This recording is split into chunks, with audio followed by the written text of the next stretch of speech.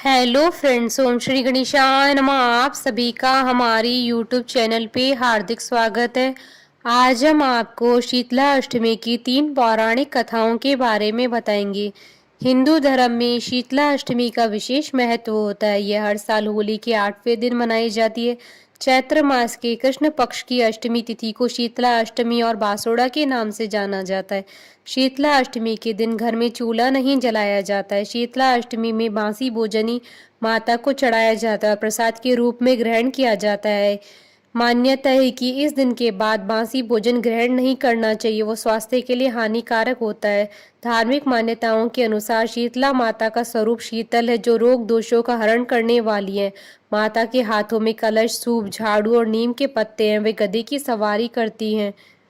मान्यता है कि इस व्रत को करने से व्यक्ति को कई तरह के रोगों से मुक्ति मिलती है। शीतला अष्टमी के दिन शीतला माँ का पूजन करने से चेचक, खसरा, बड़ी माता, छोटी माता जैसी बीमारियां नहीं होती है। अष्टमी ऋतु परिवर्तन का संकेत देती है। माता शीतला को माँ भगवती का ही रूप माना जाता है। अष्टमी के दिन महिलाएं सुबह ठंडे जल से स्नान करके शीतला माता की पूजा करती है और पूर्व रात्रि को बनाया गया मासी भोजन दही, राबड़ी, चावल, हलवा, पूरी, गुलगुले का भोग माता को लगाया जाता है। ठंडा भोजन खाने के पीछे भी एक धार्मिक मान्यता है कि माता शीतला को शीतल ठंडा व्यंजन और जल पसंद है, इसलिए माता को ठंडा व्यंजन ही भोग लगाया जाता है। परिवार के सभी सदस्य भी ठंडे पानी से स्नान करते हैं और रात में बनाया हुआ बासी भोजन ही करते हैं, इसलिए इससे शीतला माता प्रसन्न होती हैं। शीतला माता का आशीर्वाद पाने के लिए सप्तमी और अष्टमी दोनों दिन व्रत किया जाता है। शीतला अष्टमी के दिन शीतला माता की पूजा के समय उन्हें खास मीठे चावलों का भोग लगाया जाता है। मान्यता है कि शीतला माता को ठंडी चीजें बहुत प्रिय, उनके लिए चावल, गुड़ या गन्ने के रस में बनाए जाते हैं। इन्हें सप्तमी की रात को बनाया जाता है। शीतला अष्टमी की 3 पौराणिक कथाएं। एक कथा के अनुसार एक दिन माता ने सोचा कि धरती पर चलकर देखे कि उनकी पूजा कौन कौन करता है। माता एक बुढ़िया का रूप धारण कर राजस्थान की डूंगरी गांव में गई। माता जब गांव में जा रही थी, तभी ऊपर से किसी ने चावल का उबला हुआ पानी डाल दिया। माता के पूरे शरीर पर छाले हो गए और पूरे शरीर में जलन होने लगी। माता ने दर्द में कराहते हुए गांव में सभी से सहायता मांगी, लेकिन किसी ने भी उनकी नहीं सुनी। गांव में कुम्हार परिवार की एक महिला ने जब देखा कि एक बुढ़िया दर्द से कराह रही है, तो उसने माता को बुलाकर घर बैठाया और बहुत सारा ठंडा जल माता के ऊपर डाला। ठंडे जल से माता को उन छालों की पीड़ा में काफी राहत महसूस हुई। फिर कुम्हारन महिला ने माता से कहा, माता, मेरे पास रात की दही और राबड़ी है, आप इनको खाएं। रात की रखी दही और ज्वार की राबड़ी खाकर माता को शरीर में काफी ठंडक मिली। कुम्हारन ने माता को कहा, माता, आपके बाल बिखरे हुए हैं, उनको गूंथ लेती हूँ। वो जब बाल बनाने लगी तो बालों की नीचे छुपी हुई तीसरी आंख देखकर वह डरकर भागने लगी। तभी माता ने कहा, बेटी डरो मत, मैं शीतला माता हूँ और मैं धरती पर ये देखने आई हूँ कि मेरी पूजा कौन करता है। फिर माता असली रूप में आ गई। कुम्हारन महिला शीतला माता को देखकर भाव विभोर हो गई। उसने माता से कहा, माता, मैं तो बहुत गरीब हूँ, आपको कहाँ बिठाऊं, मेरे पास तो आसन भी नहीं है। माता मुस्कुराकर कुम्हारन के गधे पर जाकर बैठ गई और झाड़ू से कुम्हारन के घर से सफाई कर डलिया में डालकर उसकी गरीबी को बाहर फेंक दिया। माता ने कुम्हारन की श्रद्धा भाव से खुश होकर वर मांगने को कहा। कुम्हारन ने हाथ जोड़कर कहा, माता, आप वर देना चाहती हैं तो आप हमारे डुमरी गांव में निवास करें और जो भी इंसान आपकी श्रद्धा भाव से सप्तमी और अष्टमी को पूजा करे और इस व्रत को रखे और आपको ठंडा व्यंजन का भोग लगाए, उसकी गरीबी भी ऐसे ही दूर करें। पूजा करने वाली महिला को अखंड सौभाग्य का आशीर्वाद दें। माता शीतला ने कहा, बेटी, ऐसा ही होगा, और कहा कि मेरी पूजा का मुख्य अधिकार कुम्हार को ही होगा। तभी से यह परंपरा चली आ रही है। डूंगरी गांव का नाम अब शील की डूंगरी गांव से प्रचलित है, जहां माता शीतला का भव्य मंदिर बना हुआ है और सप्तमी पर मंदिर पर विशाल मेला लगता है।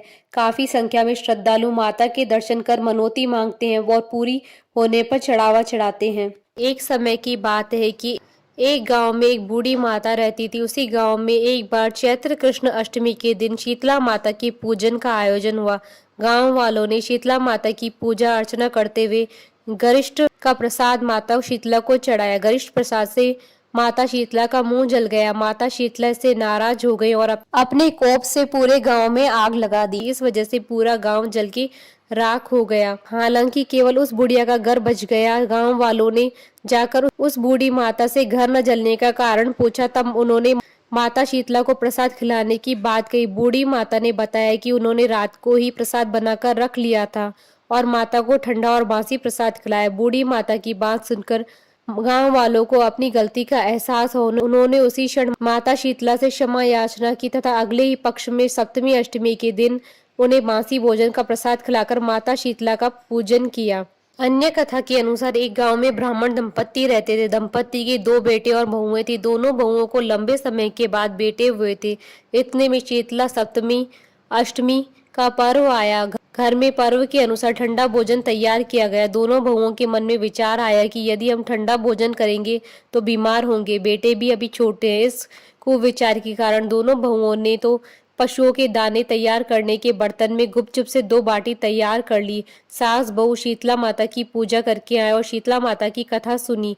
बाद में सास तो शीतला माता के भजन करने के लिए बैठ गई। दोनों बहुएं बच्चे रोने का बहाना बनाकर घर आई। दाने के बर्तन से गरम गरम रोटला निकाले और चूरमा किया और पेट भर खाना खा लिया। सास ने घर आने पर बहुओं से भोजन करने के लिए बहुएं ठंडा भोजन करने का दिखावा करके घर के काम में लग गई।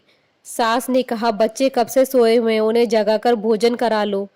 बहुएं जैसे ही अपने बेटों को जगाने के लिए गई, उन्होंने उन्हें मृत पाया। ऐसा बहुओं की करतूतों के फलस्वरूप शीतला माता के प्रकोप से हुआ था। बहुएं विवश हो गई। सास ने घटना जानी तो बहुओं से झगड़ने लगी। सास बोली कि तुम दोनों ने अपने बेटों की बदौलत शीतला माता की अवहेलना की है, इसलिए अपने घर से निकल जाओ और बेटों को जिंदा स्वस्थ लेकर ही घर में पैर रखना। अपने मृत बेटों को टोकरे में सुलाकर दोनों बहुएं घर से निकल पड़ी। जाते जाते रास्ते में एक जीर्ण वृक्ष आया। यह खेजड़ी का वृक्ष था। इसके नीचे ओरी शीतला दोनों बहनें बैठी थी। दोनों के बालों में विपुल प्रमाण में जूं बैठी थी। बहुओं ने थकान का अनुभव भी किया था। दोनों बहुएं ओरी और शीतला के पास बैठ गई। उन दोनों ने शीतला ओरी के बालों से खूब सारी जूं निकाली। जुओं का नाश होने से ओरी और शीतला ने अपने मस्तक में शीतलता का अनुभव किया। कहा, तुम दोनों ने हमारे मस्तक को शीतल ठंडा किया है, वैसे ही तुम्हें पेट की शांति मिली। दोनों बहुएं एक साथ बोले कि पेट का दिया वही लेकर हम मारी मारी भटकती हैं, परंतु शीतला माता के दर्शन हुए नहीं है।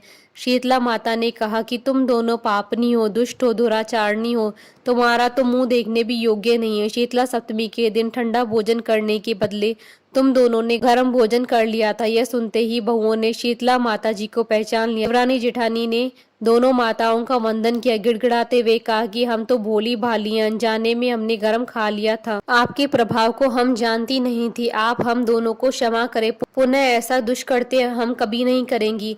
उनके पश्चाताप भरे वचनों को सुनकर दोनों माताएं प्रसन्न हुई। शीतला माता ने मृतक बालकों को जीवित कर दिया। बहुएं तब बच्चों को साथ लेकर आनंद से पुनः गांव लौट आई। गांव के लोगों ने जाना कि दोनों बहुओं को शीतला माता के साक्षात दर्शन हुए थे। दोनों का धूमधाम से स्वागत करके गांव में प्रवेश करवाया। बहुओं ने कहा, हम गांव में शीतला माता के मंदिर का निर्माण करवाएंगे। चैत्र माह में शीतला सप्तमी के दिन मात्र ठंडा खाना ही खाना चाहिए। शीतला माता ने बहुओं पर जैसी अपनी दृष्टि की वैसी कृपा सब पर करे। श्री शीतला माँ सदा हमें शांति, शीतलता तथा आरोग्य दिए। शीतला माता के मंत्र। ओम ह्रीं श्रीं शीतलाय नमः। शीतलाय नमो नमः। बोलिए शीतला माता की जय। आशा करती हूँ कि आपको शीतला अष्टमी की व्रत कथा का ये वीडियो पसंद आया होगा, तो आप इस वीडियो को अधिक से अधिक लाइक और शेयर कीजिएगा ताकि सभी भक्तों को इस वीडियो का लाभ प्राप्त हो सके। आप हमारे चैनल को सब्सक्राइब जरूर कीजिएगा अगर अब तक नहीं किया है तो, ताकि आप और हम कनेक्टेड रहें। साथ ही प्रेस करना ना भूलिएगा बेल आइकन को, जिससे नए वीडियो से रिलेटेड नोटिफिकेशन आपको तुरंत प्राप्त हो सके। ओम श्री गणेशाय नमः।